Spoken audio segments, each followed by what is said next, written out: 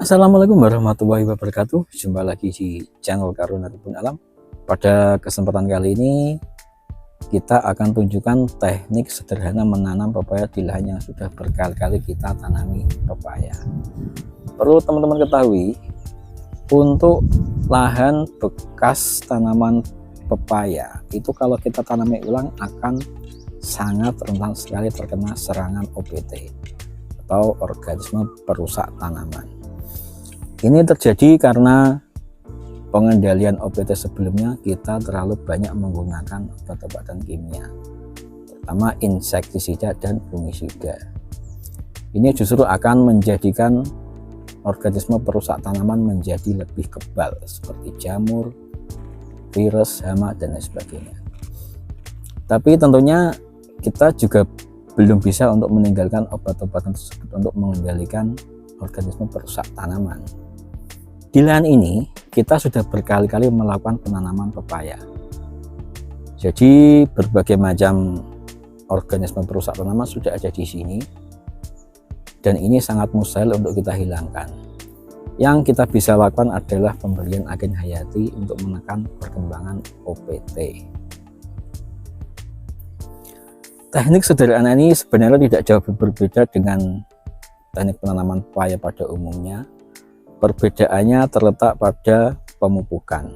Untuk pemupukan, kalau pada umumnya biasanya dilakukan setelah 15 hari masa tanam. Jadi untuk teknik ini baru kita lakukan pemupukan setelah tanaman kita melewati puncak musim penghujan. Untuk pepaya kali ini terhitung 90 hari kurang lebih dari masa tanam. Kenapa kita harus menunda pemupukan?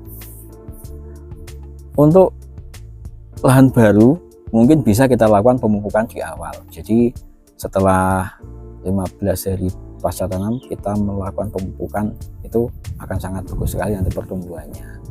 Tapi untuk lahan yang sudah berkali-kali kita tanami pepaya ini, apabila pepaya gemuk di awal, nanti akan sangat rentan sekali terkena penyakit jamur, terutama di saat puncak musim penghujan. Berbeda kalau kita melakukan penundaan pemupukan, kita biarkan tanaman tumbuh secara alami. Jadi otomatis itu akan memperkuat daya tahan tanaman tersebut. Baru nanti setelah kita melewati puncak musim penghujan, kita baru melakukan pemupukan. Mungkin kalau dilihat teknik ini pertumbuhan tanaman kurang bagus ya, karena pemupukannya kita undur sampai 3 bulan kurang lebih pasca tanam. Tapi yang kita pengenkan di sini, tanaman kita selamat dari serangan OPT, terutama penyakit jamur.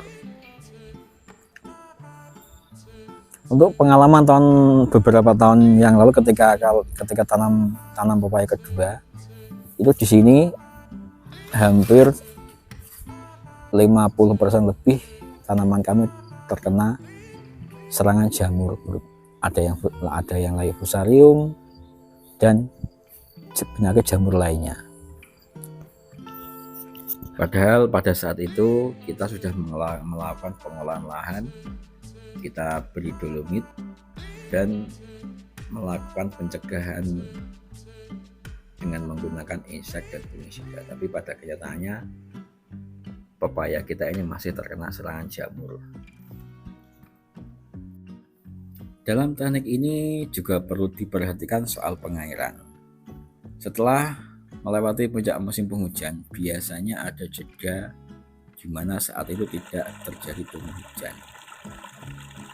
Ini terhitung lebih dari 10 hari tidak turun hujan. Jadi kita melakukan penyiraman agar pupuk yang kita berikan kemarin cepat terserap oleh tanaman. Untuk pemupukan harus dilakukan semaksimal mungkin. Selain kita menggunakan NPK, kita juga menggunakan SP tanam dan KCL, serta kita menambahkan pupuk daun, ganja silbi dan ganja silbi. Kita tambah juga kalsium boron. Dan untuk pupuk kandang juga baru kita berikan setelah pasca musim penghujan. Tapi sebelumnya sudah kita siapkan dulu. Pupuk kandangnya sudah kita fermentasi sebelumnya. Pengendalian OPT juga harus dipersiapkan ya, karena gimana saat tanaman mulai tumbuh subur, biar nanti supaya tidak mengganggu perkembangan selanjutnya. Jika pupuk, pengairan, dan pengendalian OPT dilakukan secara maksimal, pertumbuhannya akan sangat bagus sekali. Dimana pohon pepaya kali ini perakarannya sudah sangat banyak dan lebih tahan dari serangan OPT. Oke teman-teman semuanya, itulah beberapa yang bisa kita sampaikan di sini. Dalam teknik ini mungkin masih banyak sekali kekurangannya ya. Dan apabila ada salah dalam berkata, kami mohon maaf yang sebanyak-banyaknya. Tetap semangat dalam merawat pepaya. Assalamualaikum warahmatullahi wabarakatuh.